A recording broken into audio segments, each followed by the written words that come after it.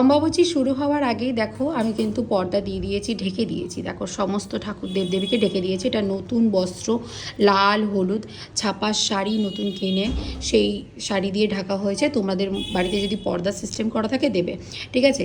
আমার অনেক ছবি হয়তো দেখেছো, ঠাকুরের সিংহাসনের বা মন্দিরের ভিডিও দেখেছো, দেখবে লক্ষ্মী নারায়ণ কিন্তু আমার একই সঙ্গে।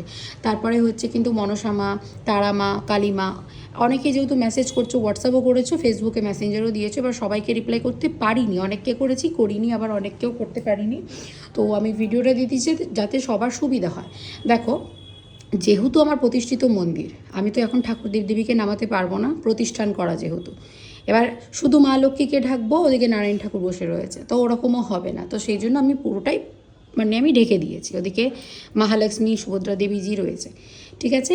তো ঢাকা কিন্তু হয়ে গেছে। আর দূর থেকে কিন্তু পুজো হবে। দেখো ধুনুচি দিয়েছি, লোবান প্রদীপ আমি জ্বালিয়েছি। যখন ভোগ দেবো, আম দুধ দেবো, একদিন চিড়ে দেবো, দই দেবো, সমস্ত যা যা দেবার ফল দিয়ে এইখানে কিন্তু আমি দূর থেকে ভোগ দেবো।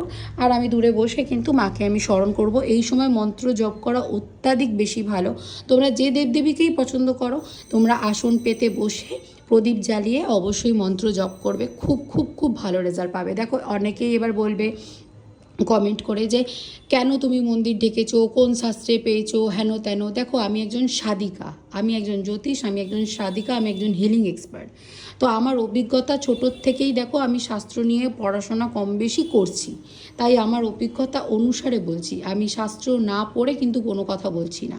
শাস্ত্রীয় অনুসারে অবশ্যই মা কামাখ্যা মায়ের মন্দিরেই কিন্তু রজস্বলা মুহূর্ত হয়, সেটা প্রমাণিত, সবাই জানে। মায়ের মন্দির বন্ধ থাকে এবং বাইরের থেকে পুজো হয়।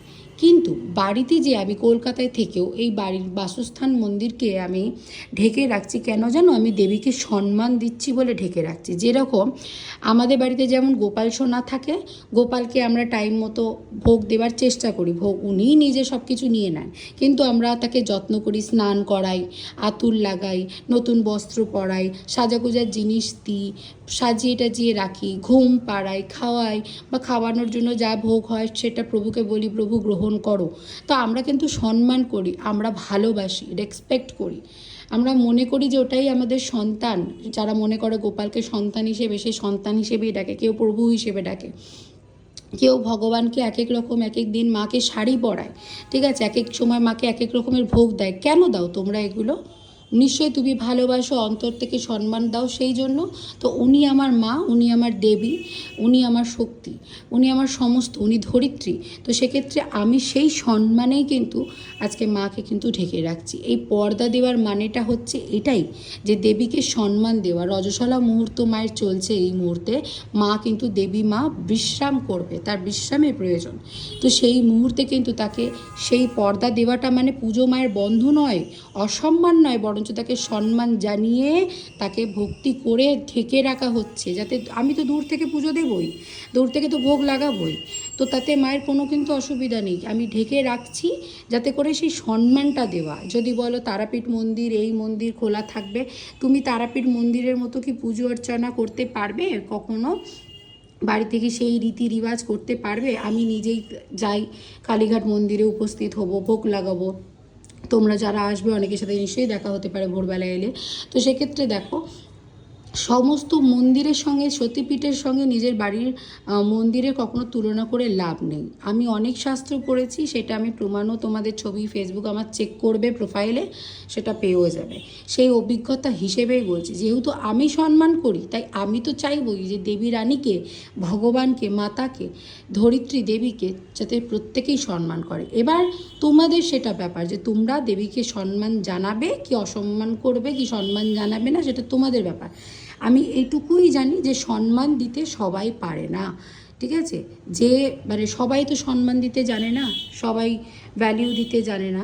এবার যারা, আমি মনে করি যে বলবে যে না মাকে ঢেকে রাখতে হবে না, তো দেখো তারও তো নিজের মা আছে, মানুষ রূপে তো তারও তো একটা মা আছে। তার যখন মাসিক হয়, তাহলে সেই মাসিক অবস্থায় তাকে যত্ন করবে না, ঠিক আছে, তাকে সে কাপড়, প্রয়োজনীয় যা জিনিসপত্র দেওয়ার সেটা কিন্তু তাকে দেবে না, ঠিক আছে। এইটা কিন্তু বলার পরে গায়ে কিন্তু মানুষের ছ্যাঁকা লাগবেই লাগবে। ঠিক তেমনই সে নিজের মানে এখন ধরিত্রী দেবী ভগবান, সে স্বয়ং মাতাকে যদি সে সম্মান না দিতে পারে, তাহলে একটা সাধারণ মানুষকেও সম্মান দিতে পারবে না, ঠিক আছে। আগেকার দিনে কিন্তু হতো, দেখবে তোমরা যখন দ্রৌপদীর যখন বস্ত্রহরণ হয় তখন তার রজস্বলা চলছিল। তো তখন সে বলে যে আমাকে এখান থেকে নিয়ে যেও না, আমাকে সবাই নিয়ে যেও না, আমি রজস্বলা মুহূর্তের মধ্যে থেকে রয়েছি, আমার এখন যেতে নেই। তবুও কিন্তু তাকে টানতে টানতে নিয়ে গেছিলো, কারণ আগেকার দিনে যখন রজস্বলা মুহূর্ত হতো তারা বিশ্রাম করতো, তারা বেরোতো না, ঢাকায় থাকতেন, পর্দার মানে ঢাকা রাখতেন। তো সেইভাবেই দেবীকে পর্দা দিয়ে ঢেকে রাখা বলো বা কাপড় দিয়ে বস্ত্র দিয়ে ঢেকে রাখা মানে, বা মন্দির বন্ধ এই সময় বাইরে দিয়ে পুজো বলো, দূর থেকে পুজো বলো, মানে সম্মান জানানো। যদিও বারবার বলছি এই সম্মান সবাই করতে পারবে না, ঠিক আছে। তো অনেকেরই ভালো লাগবে, অনেকের খারাপ লাগবে, আমার কোনো যায় আসে না। আমি আমার দেবীকে সম্মান করি, আমি চাইবো প্রত্যেকে সম্মান করুক, সেই জন্যই ভিডিওটা দিচ্ছি। শাস্ত্রজ্ঞান আমি জানি, শাস্ত্রজ্ঞান আমি জানি, আর সেই মতো করেই কিন্তু আমি চলি, যাতে সবার ভালো হয় সেইটাই আমি চেষ্টা করি। সমস্ত কিছু যে শাস্ত্রের ডিটেলসে বলাই থাকবে তা নয়, কিছু জিনিস আছে যেটা বুঝেও নিতে হয়, বুঝেও করতে হয়। কারণ গোপালকেও তো তুমি ধরো আজকে খাওয়াচ্ছ, যত্ন করছো, কাপড় পরাচ্ছ, ঘুম পাড়াচ্ছ, তার কি প্রয়োজন ছিল? তুমি তাকে সম্মান জানাচ্ছ, সুন্দর করে দেবী মূর্তিদেরকে সাজাচ্ছ কিসের জন্য? দেবী মূর্তি কি বলেছিল সাজানোর কথা? বলিনি, তবুও তো তুমি দিচ্ছ। তো ঠিক তেমন বৃন্দাবনে আজকে গোপাল উপস্থিত রয়েছে, রাধাকৃষ্ণ রয়েছে, ওখানে এসে শয়ন করে, বসে খাচ্ছে, সমস্ত প্রমাণিত।